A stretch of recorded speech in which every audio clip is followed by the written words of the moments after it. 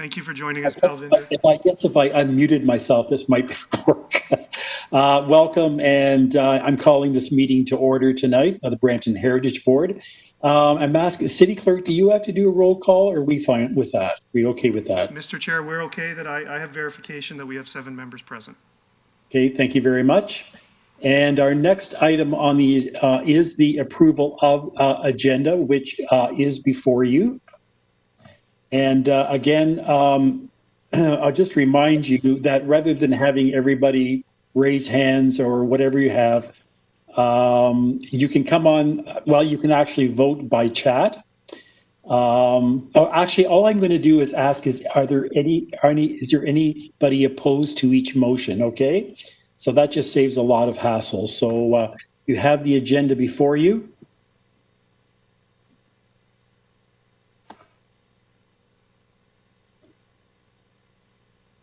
Someone would like to move to adopt the agenda as printed?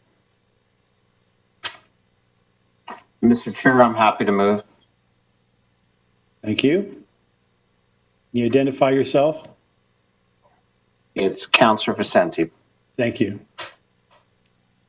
You need a seconder on that? I second, Doug. Peter Diamond. Thank you. Sorry, through the chair, we don't need seconders in committee. Thank you. Thank you, Terry. Thank you, Terry. Any opposed to this motion? Okay, the agenda has been approved. Declarations of interest under the Conflict of Interest Act. Okay, previous minutes have been approved by council on September 16th, 2020, and the minutes are provided for your information. No items under consent. And our first order are 3 delegations, and I'm going to ask the delegation from the Church of Archangel Michael in St. Helena to welcome. You'd like to do your presentation, please. So Rob and Nabi, I've just invited you into the session, and we'll be bringing up your presentation. And Rob, you can proceed, please. Okay, thank you. Can you hear me? Yes, we can. All right. Well, good evening, Chairman and members of the Brampton Heritage Board and City staff. I'm here tonight with one of the members of the Coptic Church Board, Mr. Nabi Youssef. I'd like to begin by thanking you for providing me the opportunity to speak tonight. I want to also thank members of the Coptic Church who are watching this online. I'm here to specifically discuss the property located at 12061 here Ontario Street, the Snellgrove Baptist Church. We're requesting your support in delisting this property from the heritage list. I think one thing I want to highlight is the Church of Archangel Michael in St. Thecla, the Coptic Church of Alexandria, Egypt. We understand heritage. The Coptic Church has been around for 2,000 years, and Alexandria, Egypt, well, has been around much longer than that. Can I have slide number 1, please? Up. There it is. Yeah, that's that first one. As you can see from the image, the Snellgrove Baptist Church appears, for all intents and purposes, to be part of the Snellgrove Place, the retirement residence owned by Peel Region.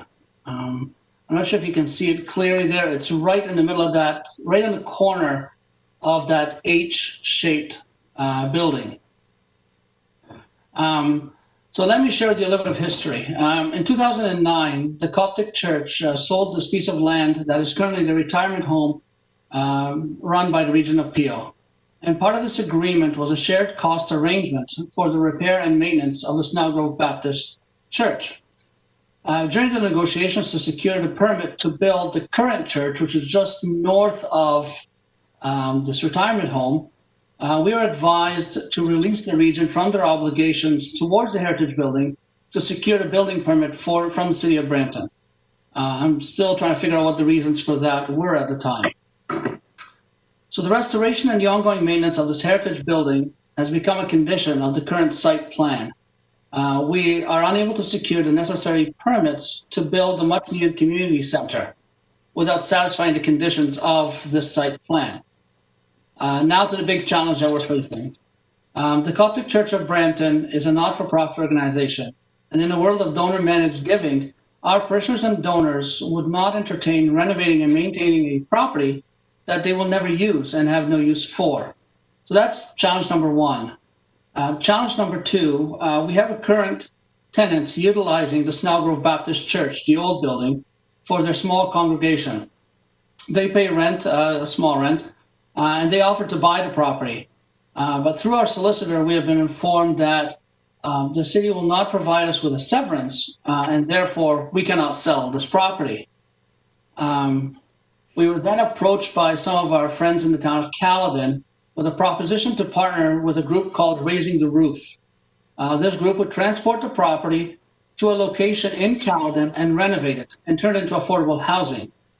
After this group came and looked at the building, it was determined that they could not move the building because of its condition. It would pretty much fall apart on them. So we offered to donate the property, to gratuitously convey the property to the city of Brampton. And through our council, we were told that no, the city does not want this property in its inventory. So we went to step two and offered to the region. Since in early discussions, they wanted to create a library in this heritage building for seniors in the retirement home to utilize. Region Peel staff indicated that they have no interest in assuming this property. Can we go up to phase two, please? Slide to there it is, okay. So now the latest issue came forward. We recently finalized an encroachment agreement with the city of Brampton. This agreement has been in negotiation since 2009. And my understanding of encroachment agreements is that once the encroachment agreement expires, the encroaching object must be removed. I'm not sure how that would work on a heritage building. I'm still trying to figure that one out. So keeping in mind that the Snellgrove Baptist Church wasn't placed before here in Ontario on the widening plans, I'm still trying to figure out who's encroaching on whom. If the church was in place before the expansion and the city wanted to expand here in Ontario, why wouldn't the city just expropriate the building? So as you can see from the slide that I have up there right now, the building is in a very precarious situation. It's in an odd spot. It is very dangerous. Now we've had an incident a while ago where a vehicle actually hit the building coming up Highway 10. We've also recently, or in the past few years, put a railing up in front of steps so nobody would step out of that church onto Highway 10, onto here Ontario, or even trip and fall onto the street inadvertently. So finally, and more recently, we're at a place where we were with the city before, again exploring the possibility of severing the property for the current tenant and to make it available to use by raising the roof, to turn the property into affordable housing in partnership with the Region of Peel. Now, city staff have been outstanding with us in trying to make this happen. So while we believe that these two options are potentially viable solutions, we are very cautiously hopeful. And so while exploring all options available to us, we understand that proceeding with a delisting request makes the most sense for everyone at this point. The city staff, as well as us, have spent many, many resources and time exploring all the options. The number of hours that have been consumed since 2009 could have actually been used to renovate the heritage building. So in closing, by delisting property at 12061 here in Ontario, the Snellgrove Baptist Church, we're not negating the significance of the historical aspect of the property. We believe that we can honor the historical context of Snellgrove Baptist Church in a more dignified way by other options that we can get to with the city of Brampton. But before we get to that, the property would need to be delisted from the heritage list. So that's all I've got to share about this, and I'm available for questions. Any questions?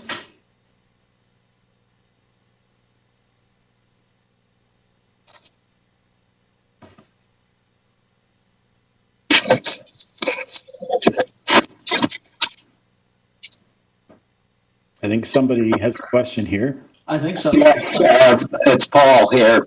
Hi, Paul. I'm not sure, is the building just listed or is it designated? and city staff answer that?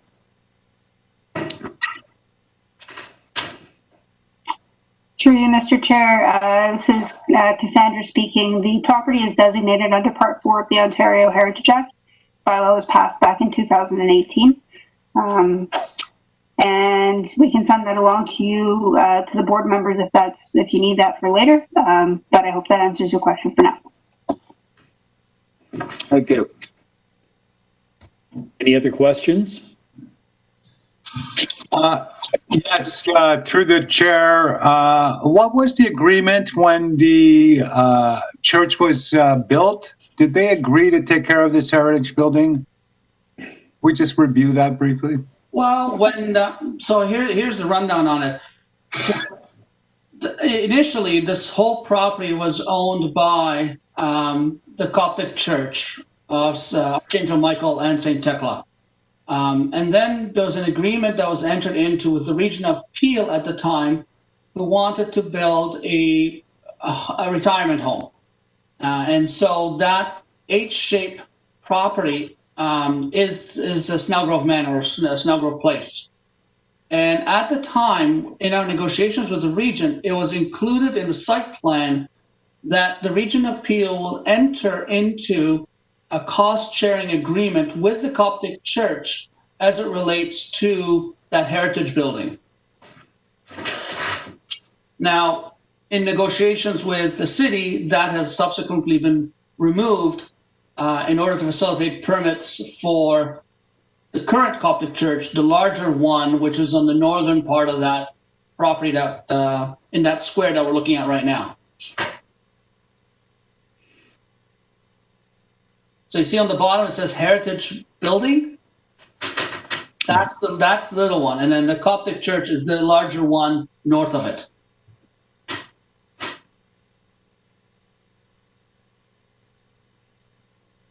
Are there any pictures of the heritage building other than this one from the aerial view? We have them. I just don't have them on me right now.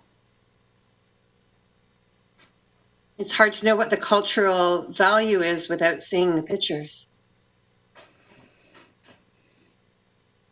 Fair enough. Any other questions?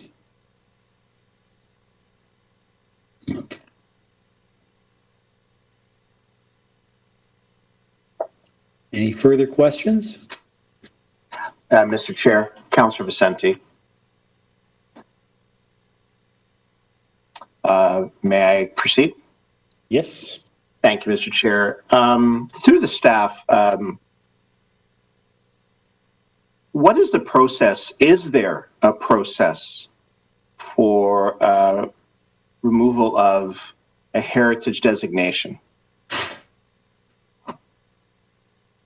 Through you, Mr. Chair, yes, there is a process for removal of repealing of a bylaw, designation bylaw, from a property. However, we have not received a formal application for removing the designation or the listing from the property, and the board can receive the delegation at this time, but cannot really take any action as we don't have this application.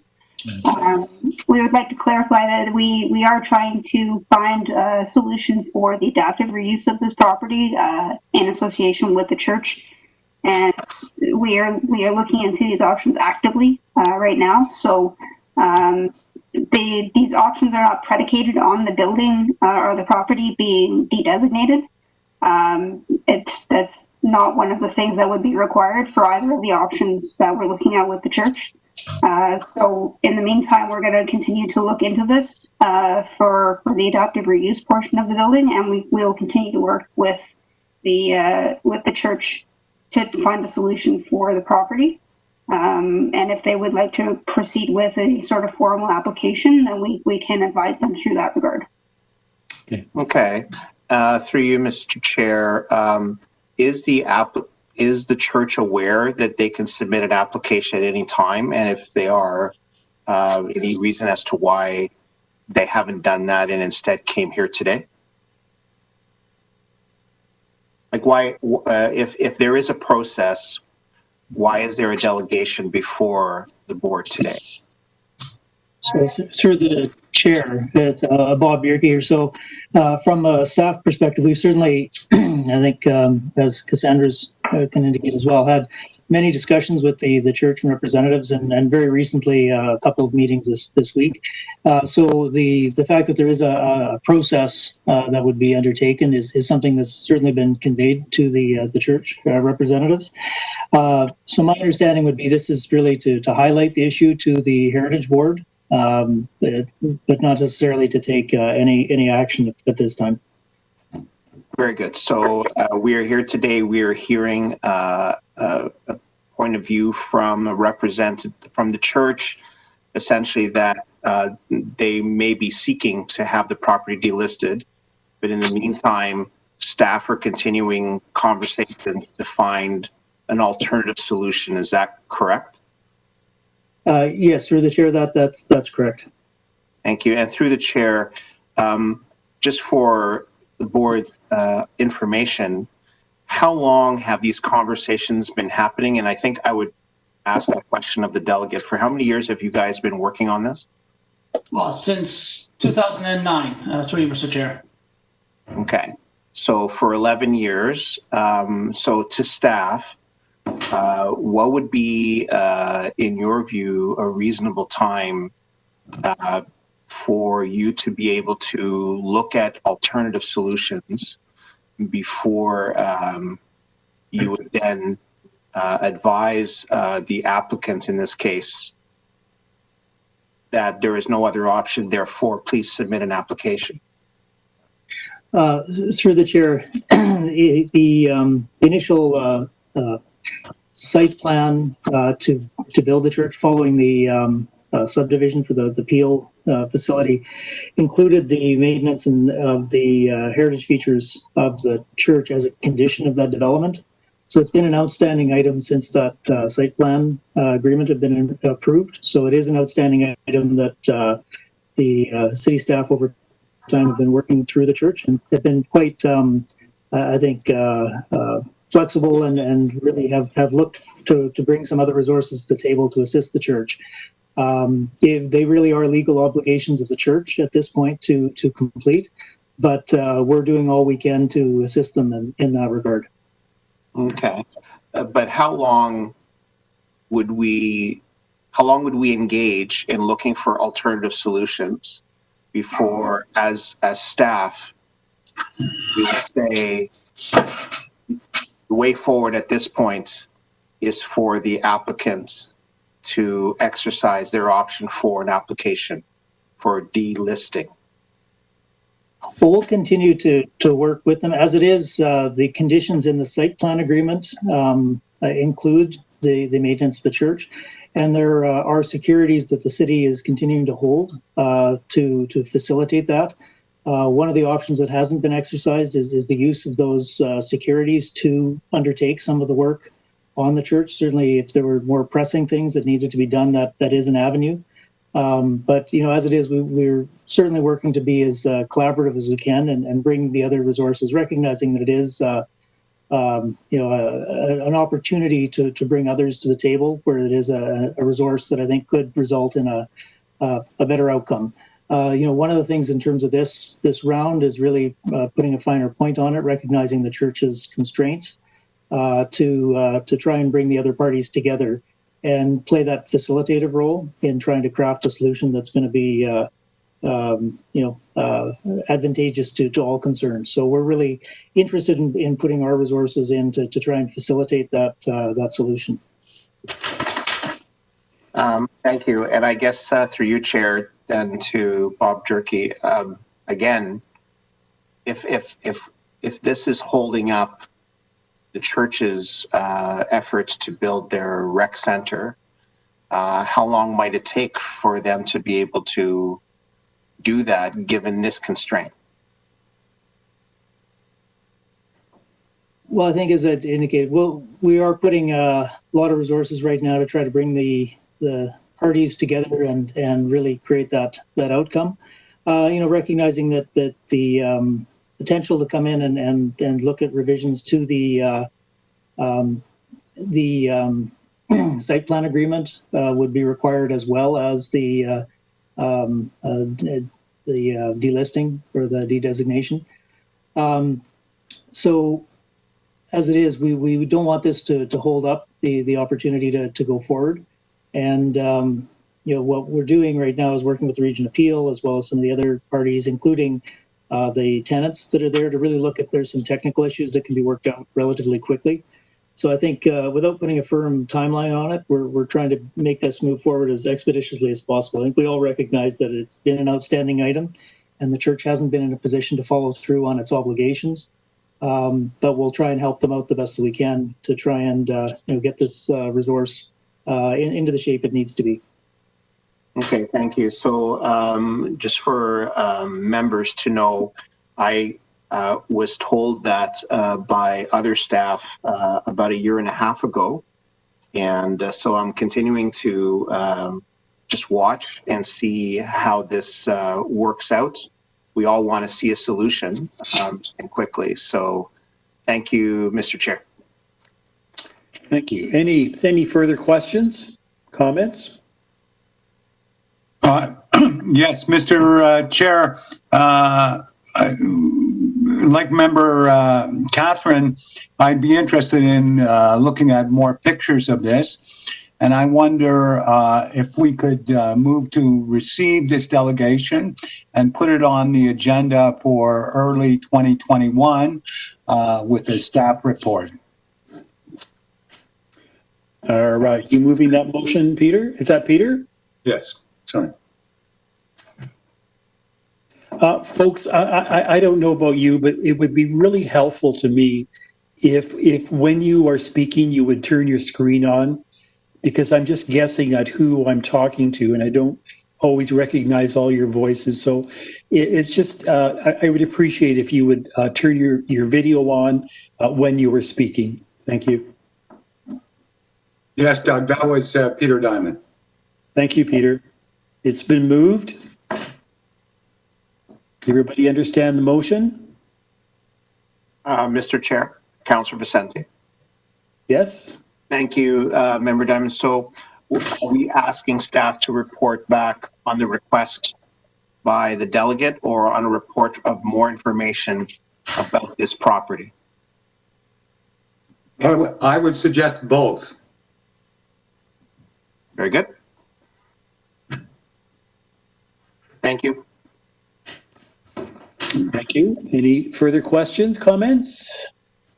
We have a motion. Just, sorry. Bob Bierke here, Director of Policy Planning. Just to note for the Heritage Board's understanding that we can certainly bring forward that report, but without a formal application in place, we would just be reporting on the current state of affairs and what would be options to proceed from there. But we can certainly come back with that report, and my expectation is that we would have more clarity on what some of the options are what the church is interested in pursuing, and what means we can to kind of bring this to a resolution. That would be helpful to the church. But just noting that to bring forward anything that would include a recommendation on a de-designation would require that application to have been received with the associated information. Thank you, Bob. Any further comments on this matter? Okay, we have a motion before us. Any opposed? Carried. Thank you, sir, for your presentation. Thank you. So we'll move along to our second delegation tonight, and that is from Mark Jaceki, property owner, the Heritage Incentive Grant increase for window replacement at 87th Street, Elizabeth Street South. So Mark, you are in the session now. Please go ahead. Thank you, Mr. Chair. Can you all hear me? Yep. Okay, thank you. I spoke at the last meeting, just to refresh your memories for 87 Elizabeth Street South. My window grant application at that current time was approved, And I did highlight the costs that are associated with the work, and I suggested that were respectively requested that the city review the maximum grant amount, which is currently $5,000 of a maximum of $5,000 and a $10,000 spend over a 2-year period, and to look at its other municipalities that are close, like Toronto and Mississauga, which, as I understand it, have increased theirs to $10,000 over a 2-year period. And I would like to ask that the city consider, or the Heritage Board consider, this grant maximum to be increased, and also consider that I be included in consideration for that increase for my project. Okay, thank you, Mark. Any questions or comments, please?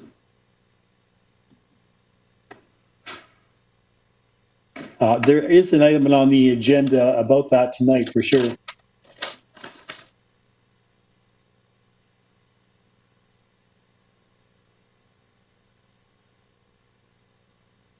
Any comments? Yeah, Mr. Chair, Councillor Vicente, perhaps I would move that we bring item 11.3 forward.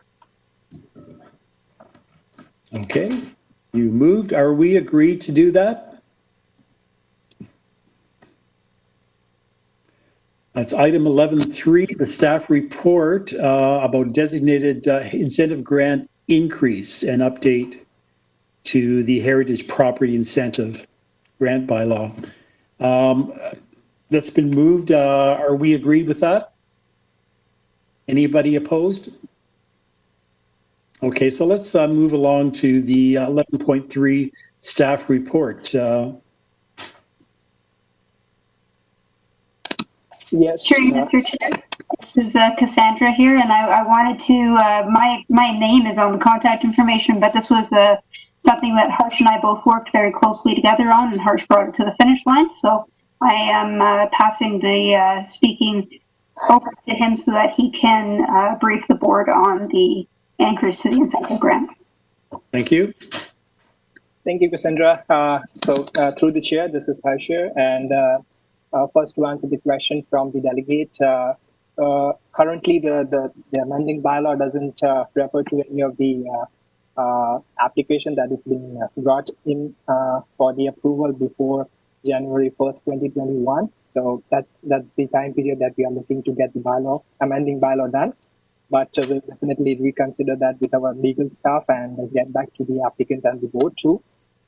Jumping to the recommendation report that we brought forward to the board, there are key points that we would like to take forward. The primary one would be increasing grant from 5,000 currently to the proposed 10,000 grant amount.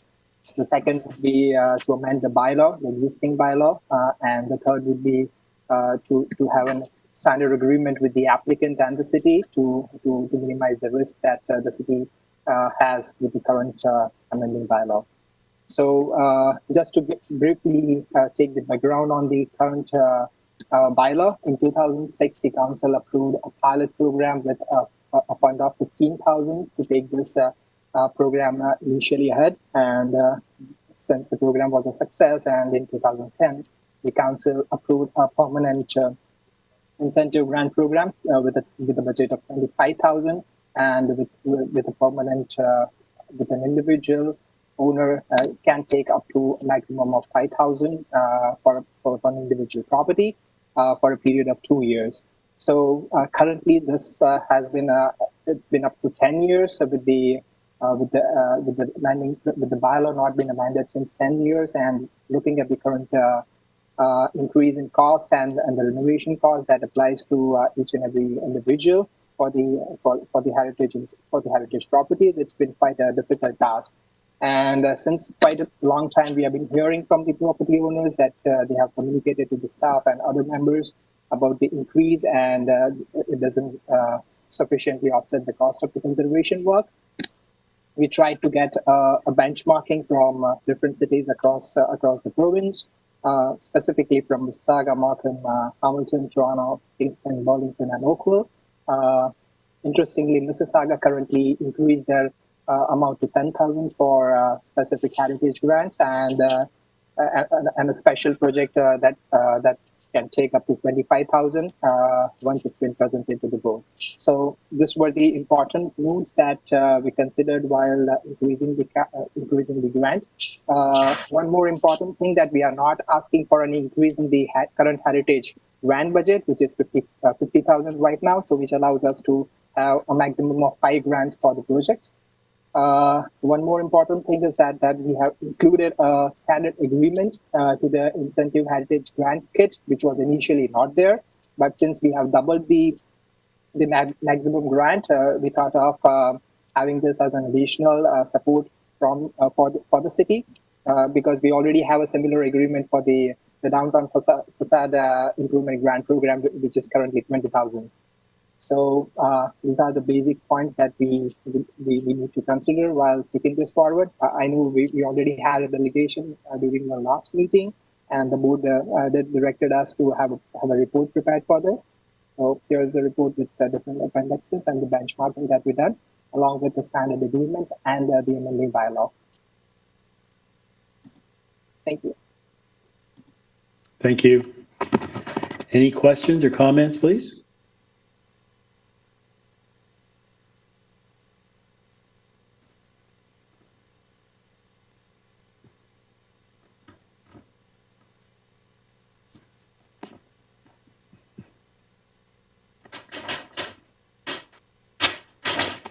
Any further questions? Any other questions? Well, thank you for your presentation, and I guess we'll have to deal with this report, this recommendation at this moment. I'm not sure how to proceed on this in terms of the request and approval of the recommendation.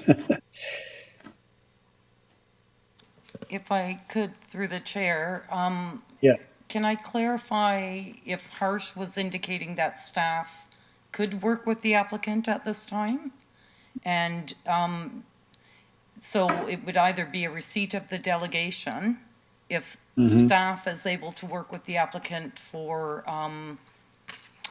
potential funds, then we could refer his request to staff. And then once that motion or motions are considered, you would look at the report recommendations in the staff report, 11.3. Okay, so maybe 2 motions here, Terry? There would be one for receipt of the delegation. Yep, yep. And I'm not sure, perhaps Harsh could clarify if there is anything that could be done at the staff level with respect to Mr. Jajecki's request. Yes, through the chair, I would like to convey that, yes, we can take a request to the delegation, and we can consult with the legal staff about accepting his request for considering the increased incentive grant if it happens for the next year, because we already have we already need to take the amending bylaw to the council for the next meeting. For the next council that is scheduled in November. So definitely we can add a transition clause that can definitely take care of these applications. Okay, so I'll entertain a motion to receive the delegation presentation. Moved by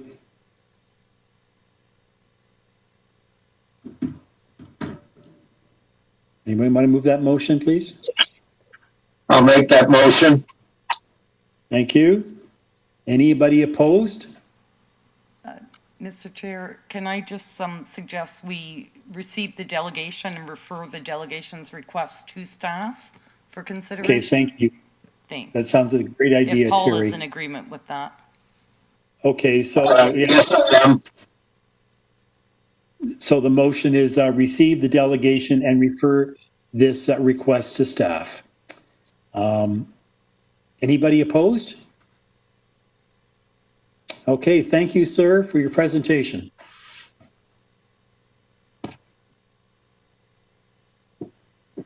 Thank you, Mr. Chair. Good night. Good night.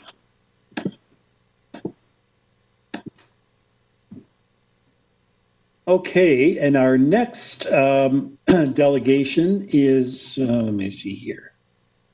Sorry, Mr. Chair. The report was brought forward, so I believe it would Yes, be that's right. appropriate Yeah. to deal with that now as well.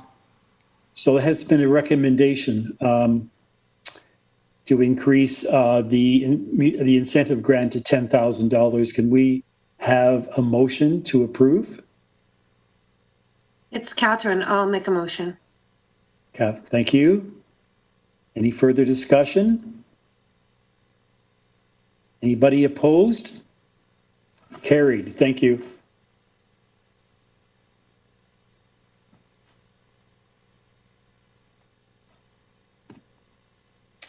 Okay, our next delegation is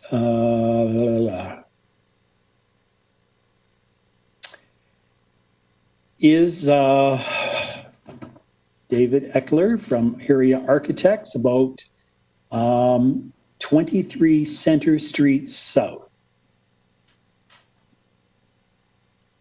So David, you are in the session now. You can address the committee. Please go ahead.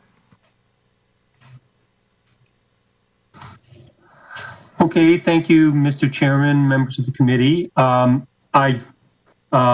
isn't a presentation per se because there's lots of documentation in your package. There's the staff report related to 23 Center Street South, and appended to that are the two documents that Area submitted, which were, or two sets of documents, one being the HIA and the heritage permit application.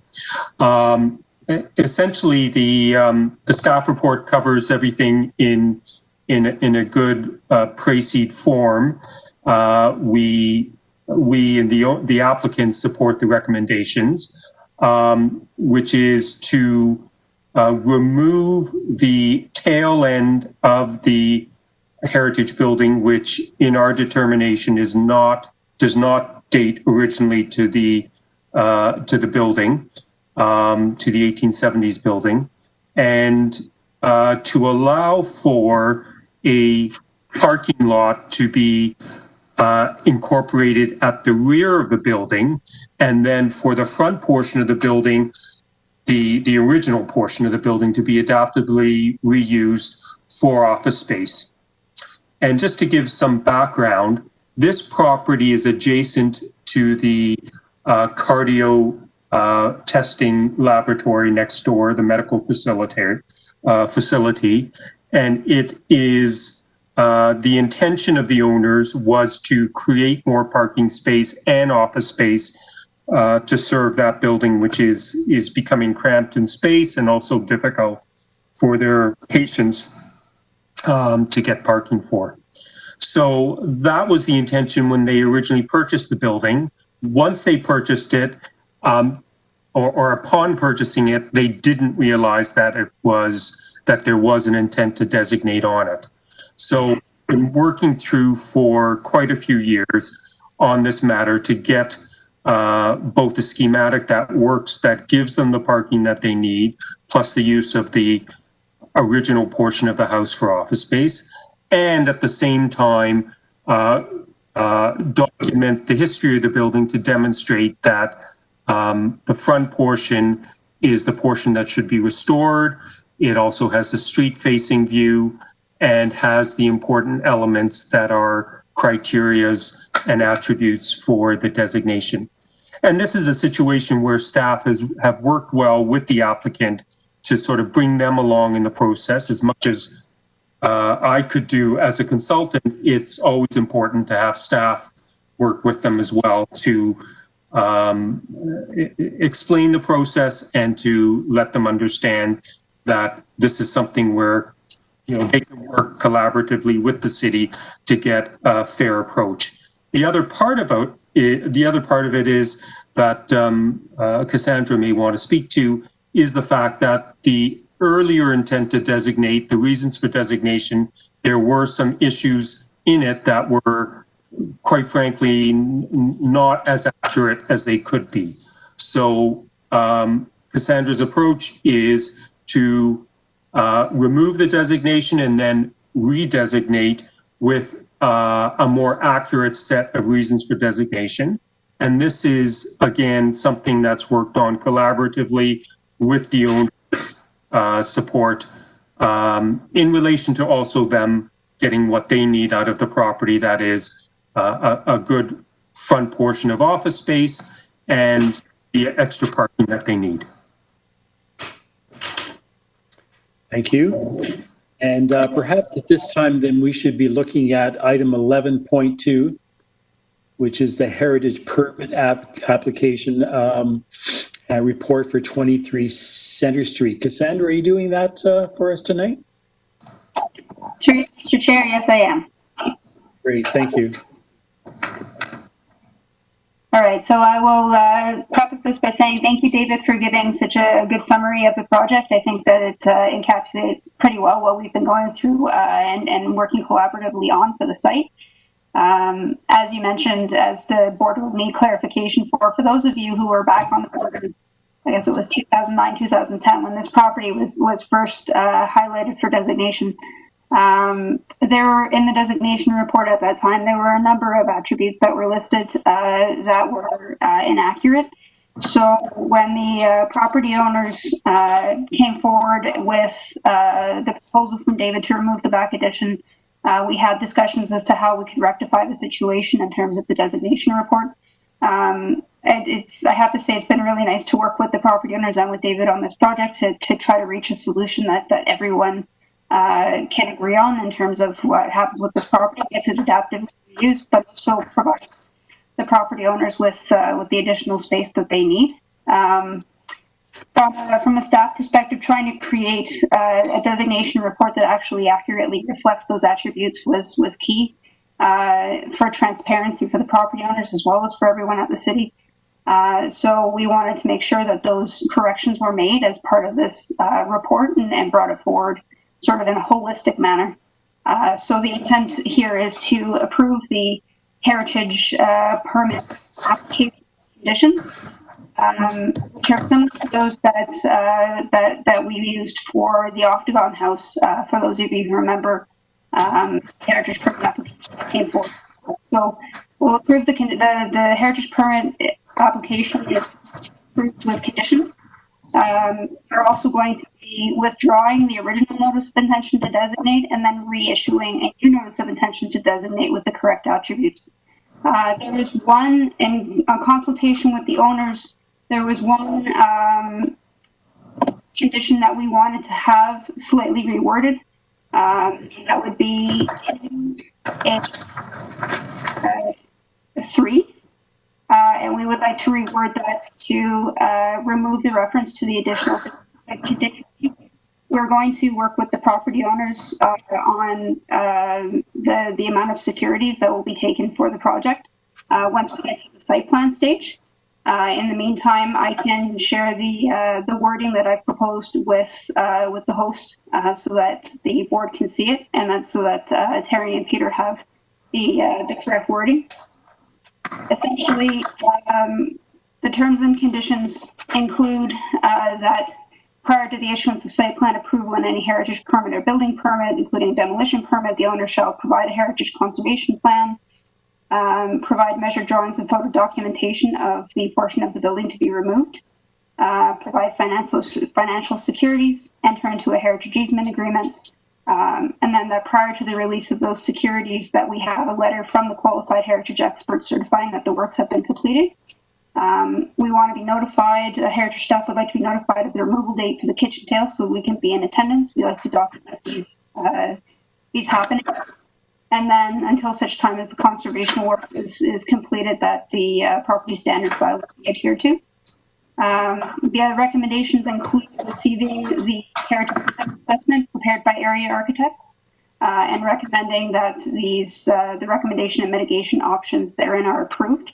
And then we have a series of recommendations that are associated with the withdrawing of the original notice and then that's the notice so that we can move forward with designation with the correct set of attributes.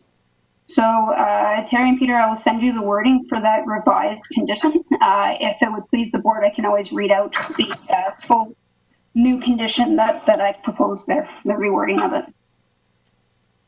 Go ahead. Yep, okay. So, 2.3 would be follows. Provide financial securities as specified in the Heritage Conservation Plan in a form and amount satisfactory to the Commissioner of Planning and Development Services to secure all work included in the Heritage Building Protection Plan and Heritage Conservation Plan. Okay. Is that it, Cass? That's it from my end. If the board would like, the report outlines in good detail, as does David's presentation and the application materials, the work that's being proposed for the building. If the board members would like further clarification on the work that's being proposed, please ask. But essentially, it's removing the kitchen tail and the rehabilitation and restoration of that front portion of the building. Okay. And I should point out the removal of the outbuildings in the back as well, because I know, David, that we caught that one right at the end. There are a couple of outbuildings on the property that don't actually have cultural heritage value. And as per the Ontario Heritage Act, we have to include those in the heritage permit application for their removal. So there's a concern, but they're also shown on the image on your.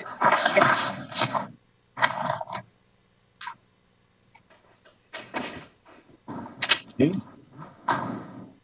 Any questions or comments?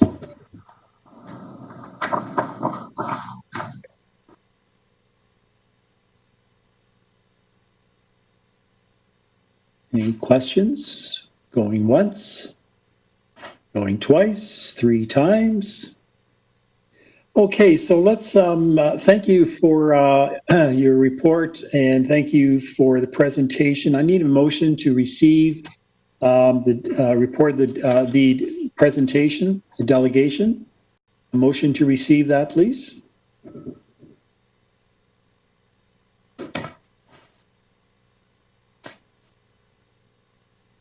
Someone? Councillor Vicente will move.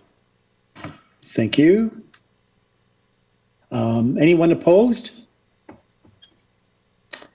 Thank you. And now I think we need to do a heritage permit. Is that correct, Cassandra?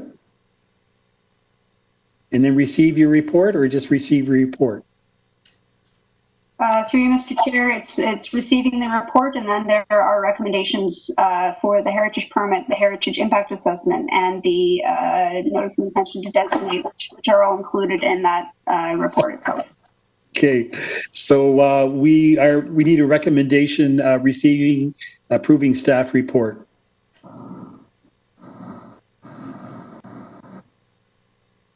Happy to move, Mr. Chair. Councillor Vicente. Thank you. Further discussion? Any opposed to the motion?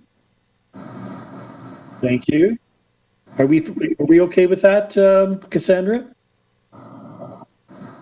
Mr. Chair, I believe so. I think we put on the side there the addition of that change to the condition. Peter, Peter, Terry, do we have to have a motion for the board to amend that condition, or is that just something that that I've provided that they can agree to? You can take it, accept the, receive the staff report, approve the recommendations as amended. Okay. So we need to receive the recommendations as amended? Through the chair to incorporate Cassie's amendment. We Okay. just want to make sure that all the board members understood that there was an amendment to the recommendations. Is everybody clear about that? Okay. Yes. Good. Okay. Are you moving this motion, Paul? Yes, I am. Okay. Any opposed? Thank you. Thank you so much for your your work on this 23 Center Street. Thank you, committee. Thank you, board, and thank you, Heritage staff and Cassandra. Thank you, David. And thanks to your clients as well. I know that they're watching. Okay. Okay, let's move along to item number 7, subcommittees. I'm not sure, I don't think anybody's met. So designation program, heritage impact assessment. We have correspondence from the Ontario Barn Preservation, and that is to be received. And I think there is a copy of that on your in your agenda. It's included in your agenda. Okay, other new business, a verbal advisory from Paul Willoughby about the Brampton Riverwalk project. Do you want to say anything about that, Paul?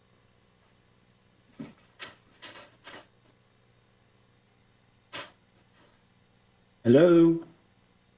Yep. Would you like to say something about the Riverwalk? Yes, I would. Thank you, Mr. Chair. Good evening, members. I am going to give you a quick overview of the Riverwalk project and ask for your support in allowing me to be on the Riverwalk Committee as the Brampton Heritage Board representative. I will start with a brief history of Etobicoke Creek. It has played an intricate role in shaping Brampton's identity. Etobicoke is derived from an Ojibwe word meaning the place where the black alders grow. The Etobicoke Creek is slow, meandering, resulting in it being of little industrial use. As ice and snow melted in the spring and the creek's shape with many S-curves, there were many resulted in a lot of flooding in the downtown area. The first recorded in 1984. Numerous severe floods occurred between 1911 and 1946, claiming 3 lives. The worst recorded flood occurred in March 1948, which caused severe damage. This event triggered an ambitious civil engineering project to channelize and divert the creek away from the downtown, the construction of which began in 1950. It was completed in 1952, just in time for Hurricane Hazel that hit Ontario in October 1954. Previous studies were done in 2014. The city updated the original special policy area policies. The policy clearly states the requirements for new development within the special policy area, including provisions for floodproofing and restrictive uses. The feasibility studies, the first feasibility study included an assessment of the general hydraulics and whether or not it was feasible to control the flooding. In conclusion, it was determined that flood protection alone would not serve the needs of the community or the design objectives of the city. Under the banner, the city faces the river, the city rediscovers the river. The vision presented opportunities for the Riverwalk area downtown revitalization. Phase 2 feasibility study. The aim of the second set of feasibility studies was to refine the understanding of flood flows through the downtown. I'll now follow on about Riverwalk. Downtown Brampton lies within the Etobicoke floodplain. Provincial policies around hazard management restrict the type and amount of development that can occur today. Riverwalk will be a transformative opportunity to help revitalize Brampton's downtown and make it healthy, sustainable, and resilient. It starts with engineering an innovative long-term solution to the flood risk, which will unlock the potential for urban growth and development. In turn, it will put the creek back at the heart of downtown, creating a vibrant new space that provides a district identity for the city. Under the The city faces the river. The city rediscovers the river banner. Key concepts such as integrating a potential flood protection landform with the public realm, reconfiguring the channel for public use, establishing pedestrian and cycling connections through a Riverwalk system, and in general, transforming a liability to an opportunity and asset. The Etobicoke Creek area of downtown has great redevelopment potential, and there is an opportunity to reduce, contain, eliminate flood risk, remove the special policy area constraint, and to create a place that attracts people and development, reestablishes connections, and strengthens the downtown character. That's my report. And I received an email from Alex Turano this afternoon.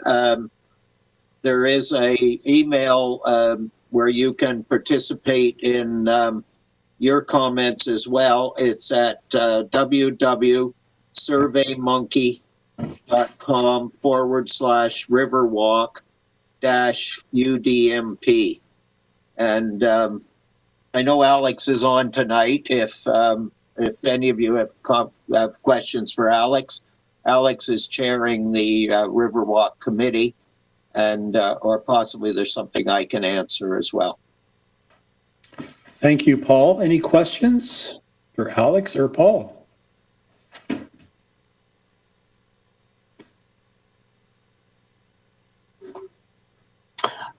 Mr. Chair, if I may, Councillor Vicente.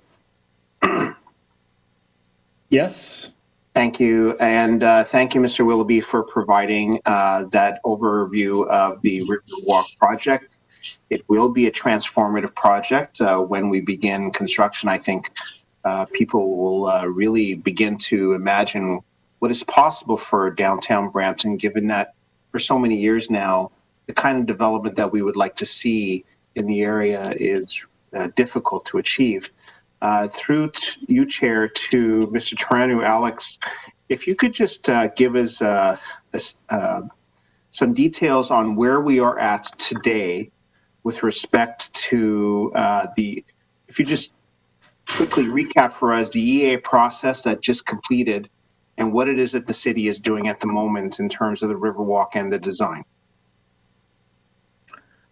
Thanks, Councillor. Through the chair, and very briefly, we have completed the environmental assessment. It was 2 years of very hard work that was finally approved by the province very recently. We are halfway through the urban design master plan, which is the project that basically is the Riverwalk itself, building on the environmental assessment. We had this public information session held on October 1st, and part of that we are following up with posting all the materials from the session as well as the survey.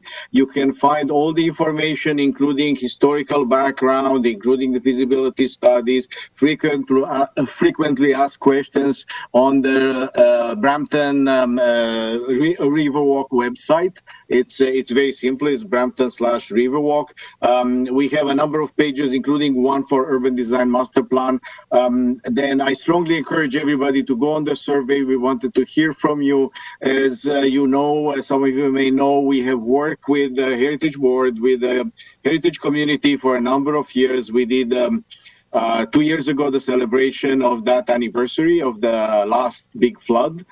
We did heritage walks together, and we were looking forward to present at one of the next board meetings in more detail the work that's going on right now.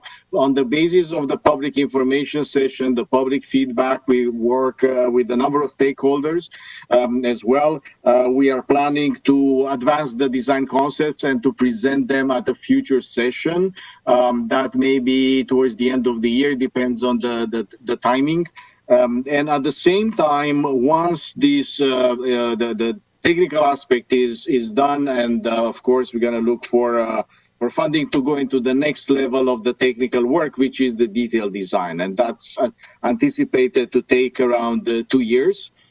And meanwhile, of course, we're seeking funding. We need support from senior levels of government.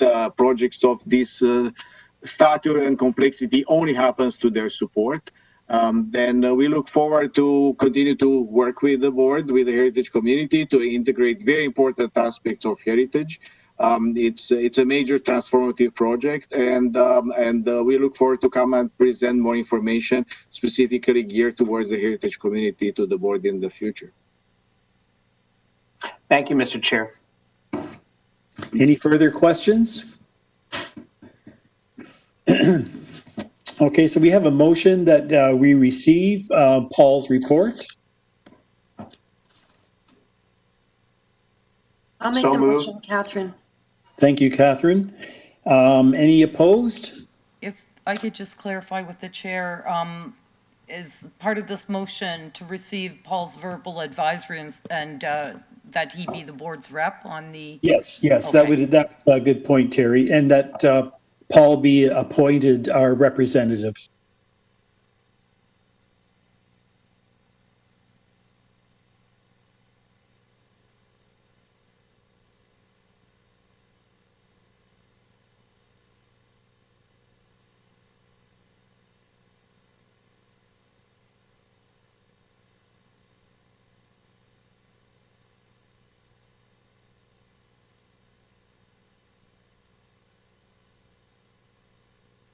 Point 2, we're going to look at 11.3. Oh, we done that one. 11.4, okay. Mr. Chair, Comments? Mr. Chair, Yes. sorry, it's Peter. There are some interested parties that are present for 11.5 regarding 15 Bramaley Road. So if, with the sure, we indulgence can of move on committee, to that. if they wish to deal with that first before 11.4. Sure, no problem. 11.5, 15 Bramley Road. Yes, through the chair, this is Pascal Doucet. I will introduce and present my report, if that's okay. And I believe that the heritage consultant that has been retained by the owner is also present to answer a question, but I will want to do a little summary of my report. So the report before you recommends the designation of the property at 15 Bramley Road, and also the approval to demolish, relocate, and reconstruct the heritage structure of the property. And that's in accordance with the settlement between the owner and the city. The settlement was approved by the local planning appeal tribunal in the fall of 2019. The property at 15 Bramley Road was listed in 2008, and the front office wing of the existing warehouse building on the property was identified as a cultural heritage resource. An application was received in 2017 to demolish the existing warehouse and construct a larger warehouse building with office space inside. Shortly after that application was received, there was an interim control bylaw passed. And the purpose of this bylaw was to restrict new development and restrict change of use in the area. And that was to study the area to determine its future planning. So the interim control was in effect between the fall of 2017 and the fall of 2019. So the area, this area is targeted for future intensification and urbanization to concentrate housing and employment around the Bramley GO station, which is just southwest of the subject property. So, the development application and the interim control were both appealed, and there was a settlement reached. So large warehouses are usually not part of urban centers and areas targeted for intensification. So during the conversation for reviewing the application, staff concluded that having two separate office buildings in front of the new warehouse would be more appropriate for the future growth of the area than having a single bulkier warehouse building with office space inside. So the owner and applicant agreed to revise their application to have 3 buildings, and one of the new office building will be reconstructed we'll reconstruct the existing front office wing that will be relocated closer to Bramley Road and in front of the new warehouse. So this is the heritage building that will be reconstructed as part of the application. So the settlement that was approved by LPAT address all the planning matters, including the cultural heritage matters. So the recommendations that are in my report, they're required to implement the approved settlement. These recommendations are also the conditions to satisfy prior to issuing the demolition and building permits that are required for constructing the new buildings on the property. So both Heritage City staff and the Heritage consultant retained by the owner for the development have concluded that the property is worthy of designation and that the cultural heritage value is within the front office wing, and that the reconstruction and relocation of that wing is an acceptable conservation strategy. So the owner's heritage consultant is present to answer questions that you may have. His name is Emad Gattas from GBCA. And I'm also here to answer any questions that you may have. So that's the summary of my report and a summary of my recommendations. Thank you. Thank you, Pascal. Questions, comments? Mr. Chair, Councillor Vicente here. Just want to express my appreciation for the hard work that staff have undergone to come to this really, I think, exciting way of preserving a heritage asset like this. And I'm happy to move the report and the recommendation. Okay, it has been moved. Any further discussions, questions?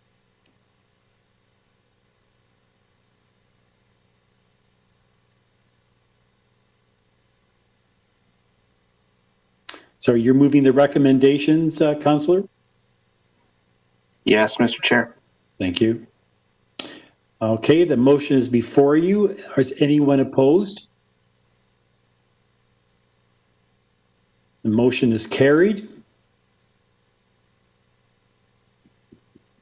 And I guess we need a motion to receive the report as well, correct?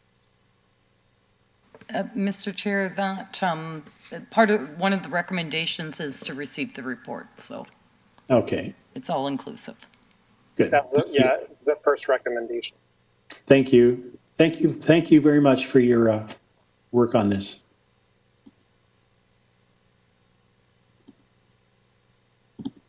Okay. Now we can move along to 11.4.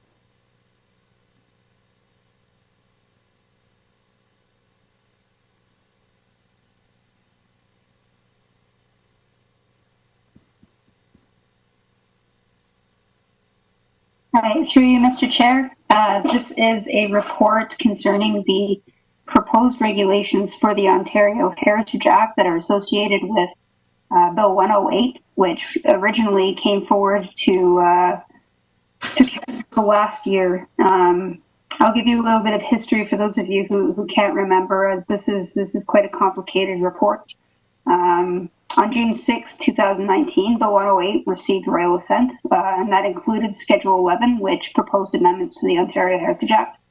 Many of the details of the amendments were left to future proposed regulations, and that's what has been presented now by the province. On September 21st, 2020, the Ministry of Heritage, Sport, Tourism and Culture Industries posted the proposed regulation for the Ontario Heritage Act to the Environmental Registry of Ontario for comment. The following matters are proposed to be prescribed in the regulation. Principles that a municipal council shall consider when making decisions under specific parts of the Ontario Heritage Act. Mandatory content for designation bylaws. Events which would trigger the new 90-day timeline for issuing a notice of intention to designate. Exceptions to the new 120-day timeline to pass a designation bylaw. Minimum requirements for complete applications for alteration or demolition of heritage properties. Steps that must be taken when council has consented to the demolition or removal of a building or structure or a heritage attribute. Information and material to be provided to the local planning appeal tribunal when there is an appeal. Housekeeping amendments related to amending a designation bylaw and an owner's reapplication for the repeal of a designation bylaw, and transition provisions. While many of the proposed regulations are in some manner agreeable to heritage staff, subject to specific recommendations which have been itemized in Appendix B, the timing of the consultation on the proposed regulation is of great concern. I've provided more general comments on the proposed regulations. I'll highlight a few of them for you so that you have a better understanding of what's being proposed. The first being the principles. So the proposed regulation introduces principles that Council shall consider when exercising its decision-making authority under the Ontario Heritage Act. This is in line with what Heritage staff had recommended during the Bill 108 consultation, which was that the principles shall be considered, but do not bind Council. The principles separate the concepts of protection and conservation, but Heritage staff take this to mean that protection includes designation and listing, whereas conservation encompasses the actions undertaken on a property to preserve, restore, or rehabilitate. However, this is not clear in the actual Ontario Heritage Act proposed regulation itself, and so you asked for a bit of clarification in that respect.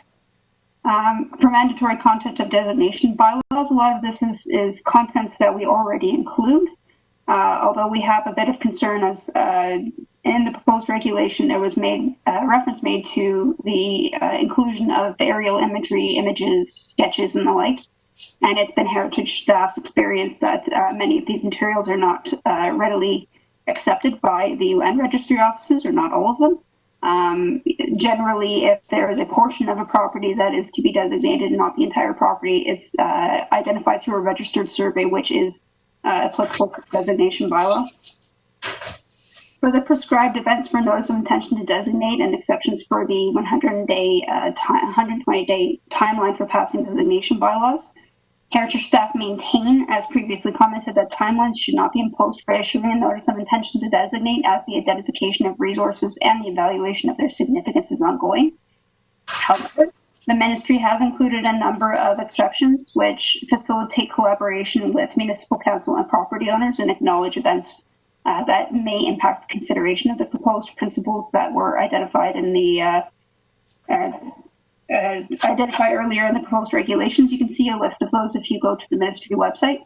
And then for the actual 90-day period that's imposed for the serving of the notice of intention to demolish, imposed to serve, no, I should read designate, I apologize. Prescribed events when a 90-day period is imposed for the serving of the notice of intention to designate, not demolish, including applications under the Planning Act for official plan amendments, zoning bylaw amendments, and draft plans of subdivision. All of these application types require a public notice, and it's important to identify that starting the timeline for 90 days from when the public notice is issued allows the principles to be followed, and the principles consider that the concerns and opinions of all interested parties and communities be considered by council. If the 90-day timeline had started prior to a public notice, then that principle wouldn't be followed, recognizing that the community has much of a say in heritage conservation as the municipality does, and the municipality has to consider the concerns and the opinions of the communities that they might have a different view on the types of heritage resources that we should be commemorating. And I think that the one that really brings that to my attention recently is the Blockbuster store that is apparently in Ontario that somebody wants to designate as a heritage resource. So if you guys haven't heard about that one, you can look that one up. In terms of minimum requirements for heritage permit applications, we already have a heritage permit kit that sets out these application requirements, and many of these coincide or align with what the province is proposing. And we're happy to see that transparency brought forward. For steps for demolition and removal, I think the most interesting portions of this proposed regulation include the following: that the proposed regulation stipulates that if demolition or removal would result in a change to a designation bylaw, the amendment of the designation bylaw is to occur after the demolition or removal. The proposed regulation therefore ensures that should work impact the property's cultural heritage value and that work not proceed, and the building or structure or the attribute remain in place, the designation bylaw is not amended prematurely, and I think that's key. The proposed regulation also provides provisions for the relocation of a building or structure which appears to be guarded as removable in this respect, facilitates the designation of the property which will receive the relocated building and structure. One of Heritage staff's comments, knowing the situation that occurred with Pendergast and Pendergast being moved to an already designated property, is that perhaps they should also be providing facilitation for situations where a building or structure is being moved onto an already designated site, so that that bylaw can be amended in a faster fashion. With LPAT information, we continue to have concerns regarding the change from the Conservation Review Board to the Local Planning Appeal Tribunal, as there's not any sort of certainty provided or clarification from the province that the professionals who will be assigned to these cases will have cultural heritage knowledge, so that remains a concern for heritage staff. We also have concerns regarding the amount of information that's required to be provided to LPAT within a very short window, and have identified that this will result in increased administrative work for municipalities across Ontario. In terms of transitions and housekeeping amendments, a lot of these are acceptable to heritage staff. The 12-month period for applications for repeal of the designation bylaw has been reinstated. It's just been clarified to start from a specific point depending on the situation of that specific application. There are a couple of additional details that I think are much more of importance for the board and for council to consider, and that's that one of the things that we've run into over the past little while has been this issue with trying to get decisions made on heritage permit applications or to allow work to move forward during times of emergency, and I don't think that this was adequately considered by the province during their review of these proposed regulations. Specifically, that there be some sort of way to reach a decision which might not require a formal meeting. But I think they have considered the emergency legislation in other portions of the Act, and I think it just has to be considered on a more broad basis throughout the Ontario Heritage Act. In addition, heritage staff remain concerned that we were not really readily consulted on these regulations. The last time we had any sort of connection with the ministry staff was in February of 2020, prior to the pandemic. And of course, as everybody knows, we've all been in a state of trying to cope with the pandemic ever since. And so it seems like a rather improper time to bring forward these regulations for comment when we're all focusing our attention on much more important endeavors. Not saying that heritage isn't important, but saying that, we want to make sure that heritage property owners are supported during this time, not that we're introducing more confusion through the proposed regulations and the Ontario Heritage Act changes. The province would like these changes to come into force and effect on January 1st, 2021, which provides municipalities and property owners with very little time to reorient in terms of what the implications of the proposed amendments and the regulations are. It has not provided us with a lot of time to assess the situation as staff, although we know from what has been put forward in the amendments and through the proposed regulations that there will be an impact on resources, and there may have to be increased resources put towards the administration of the heritage program to ensure that we are meeting the timelines and deadlines that are being set out in the Ontario Heritage Act amendments. That is of great concern. And while as a larger municipality, we have the legal staff in the background to be able to handle this perhaps in a better way, the smaller municipalities are really going to be at a disadvantage when it comes to heritage conservation going forward. In addition, we don't yet have the guidance documents that the province has said they will be releasing. And it is the opinion of heritage staff that, the proposed regulation and the Ontario Heritage Act amendments as a whole should not come into force and effect until such time as we have these guidance documents, we've been properly consulted, and the pandemic is over. Because it seems like an impromptu time to bring this forward, given the state of the global pandemic. So I guess to finish off with everything, while much of the proposed regulation is in some manner agreeable, subject to the recommendations we've itemized in Appendix B, the administrative requirements and the timing of the consultation on the proposed regulation are of great concern. The Ontario Heritage Act amendments and the proposed regulations will introduce new administrative processes related to all heritage applications, and the transition to and management of those processes will require the focus of heritage staff and additional administrative resources to ensure that the city's interests are protected. At this time, property owners and municipalities need to continue to focus their efforts on managing the COVID-19 pandemic, and in order to provide a period for transition and preparation, the proposed regulation should not come into force and effect until after the conclusion of the COVID-19 pandemic, once property owners and municipalities have been meaningfully consulted, and once the guidance documents have been released. So the report includes a number of recommendations associated with it that essentially ask for the reception of this report by the board, that the board endorse the comments of staff, and that we go through the process of posting the comments on the relevant environmental registry of Ontario. This report will be going through the minutes to Planning and Development Committee and Council.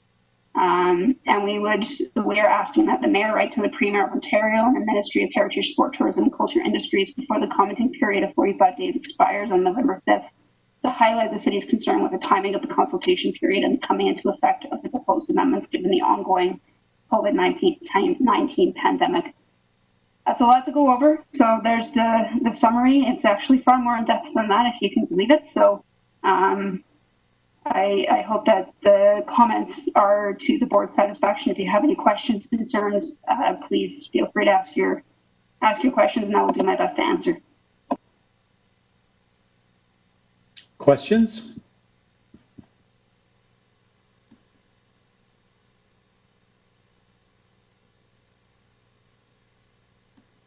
I guess I have one question, Cassandra, and that would be, practically speaking, say in terms of, just practically speaking, can you give us an example of what the difference would be under this new regulations versus what is now regulations? In terms of a property, can you give us a practical sort of a illustration of that? So through you, Mr. Chair, I'll give you an example through perhaps a private property owners and through a development application. So for a private property owner, under the Ontario Heritage Act amendments, they have the ability to object to listing to council after the notice for the listing has been sent out. So previously, we weren't required to send out notice of a property being listed. It's in our best interest as staff to collaborate with property owners, but there are situations where that's not always done.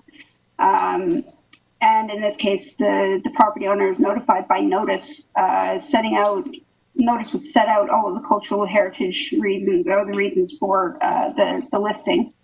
And the property owner would have the ability to then go in front of council to object to the listing. So that's one of the changes that's been made. In terms of designation, there are two parts at which a property owner can object. Once when the notice of intention to designate is sent out, and then what's new is that the appeal process is not associated with the notice of intention to designate, it's associated with the actual designation bylaw. So there are two opportunities to go forward to council in terms of not agreeing with the designation. Or to appeal or object to the designation. So what this means from an LPAT perspective is that, number one, we're having to issue more notices. Number two, all of the material in terms of objections, council's decisions, correspondence, and the like all have to be forwarded to LPAT as part of this process. So there has to be a much more rigorous way of making sure that we have all of that information swiftly at hand and that we're following all of the timelines, specifically given the fact that we have 120 days to pass a designation bylaw. Designations take a long time to complete in terms of the research. You're looking at least 7 work days to complete research, and that's if you can focus on the research and nothing else. And so if you're looking at the program that we have here at the city, where we're managing and dealing with not only heritage permit applications, but larger projects, development applications, policy projects, heritage inquiries, and the like. The amount of time that we have to set aside for designation is limited, and especially for research. And so I think that the biggest crunch that we're going to feel as a city is going to be trying to work within that 120-day timeline. While we do have the ability to work on exceptions with the property owners, there will be situations where that's not going to be achieved.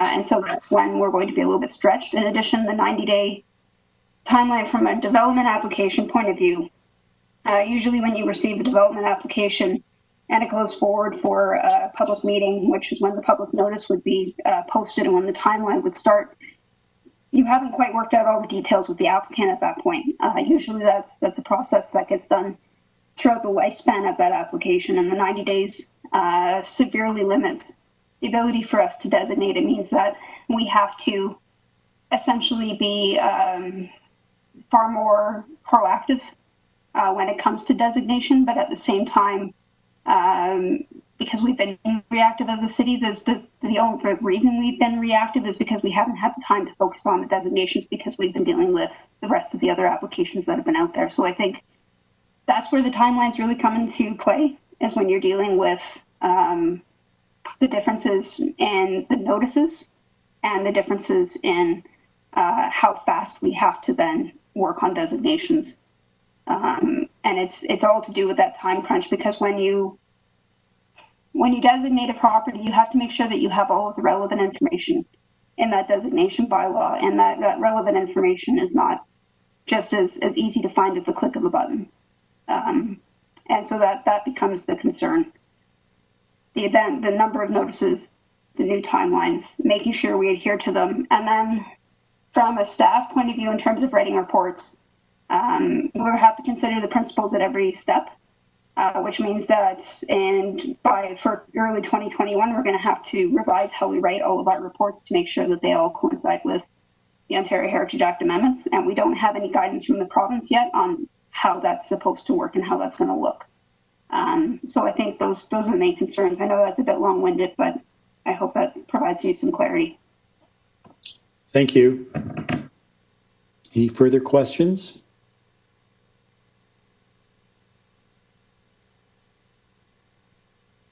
I'll entertain a motion to receive the report, if the implication that we're approving the recommendations.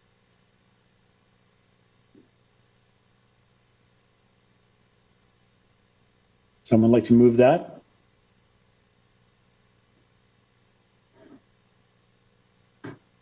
Happy to move, Mr. Chair. Councillor Vicente. Thank you. And thanks, Cassandra.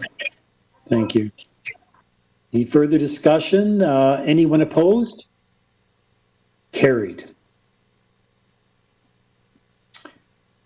Okay, our next item, deferred items. There's nothing under that item.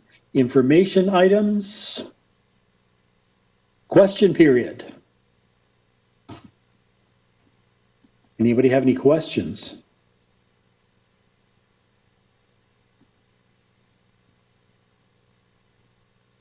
Public question period.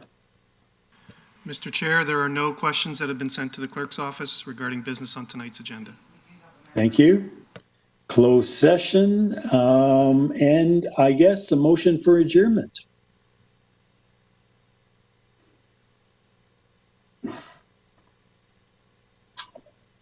I motion that we adjourn. It's Peter. Okay, thank you, Peter.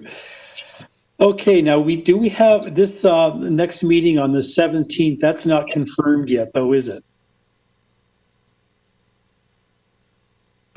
Through the chair, we will, in the city clerk's office, we'll work with some heritage staff and determine if there are matters to be considered at that time. Thank you. Likelihood they will have some items. Okay, thank you, Terry. Thank you. Well, thank you, folks, for our second virtual meeting, and appreciate you being here tonight. And have a good evening. Thank you. Bye. Good night, everyone. Thanks, everyone. Thank you so much, everyone. Here, everyone. Bye-bye. Thank you, Mr. Chair, members of committee. This meeting is now adjourned. We are just waiting for the live stream to end and the webcasting. And well done tonight, committee, and enjoy the